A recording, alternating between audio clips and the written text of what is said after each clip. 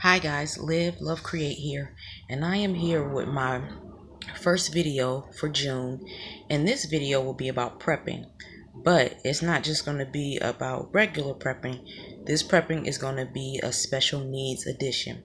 So I was inspired by this book to think more about how to prepare for emergency situations for my oldest son who is special needs. So, like I said, this video is a special needs edition.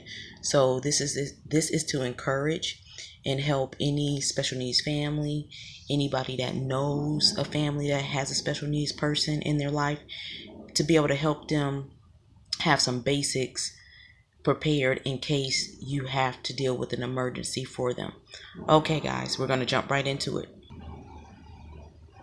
Okay, so what made me think about prepping for my special needs son was, like I said, this book, but also I remember when the hurricanes hit Texas really bad, and I wanted to send some things.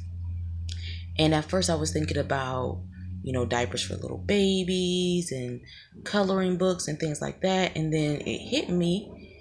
I'm thinking about, well, what about people that have special needs, that need diapers, that may need feeding bags, things like that. So we had some stuff here at the house that my son no longer needed, and that we never even used. There was we had like a box of diapers that he had outgrew, and we never even opened them. So since they were still brand new and in a box, and insurance, they won't take back those items once they ship them to you. They won't take back incontinence products. So since those products were still new in the box and never had been opened, I took that along with some other things I really can't remember because it was such a long time ago, and we took it to the Salvation Army and sent that stuff to Texas. So that is what made me started to think about, if there was ever an emergency here where I live, how could we have something ready to where we can go a couple of days for my special needs son and he still has what he needs. So I'm going to show you guys a couple of items that I think you should try to have stashed away, or try to start getting stashed away in case you have an emergency for your special needs person. So these are some of the items that I'm going to be talking about.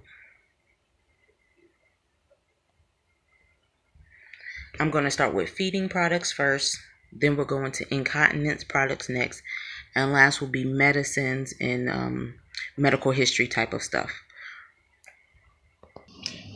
Now my son, he's tube fed, and we use a pump. The good thing about this is it can be plugged in, and as long as the battery is, fully charged, you can use it until the battery loses its charge. The downside to this is, because it has to be plugged in, you need electricity.